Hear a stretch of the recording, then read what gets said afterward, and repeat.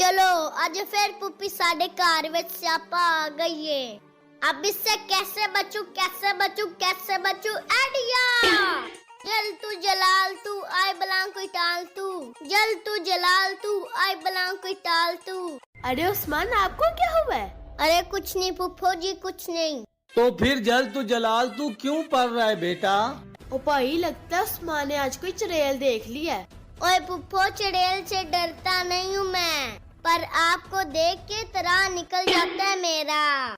ऐसा नहीं बोलते बेटा, फुफ्फो तो अपने भतीजों की हमदर्द होती हैं। ओ यार पापा, गुलाब शाह लोगों की पुप्पो होती होंगी, उनकी हमदर्द, और मेरी पुप्पो तो निराशार दर्द है।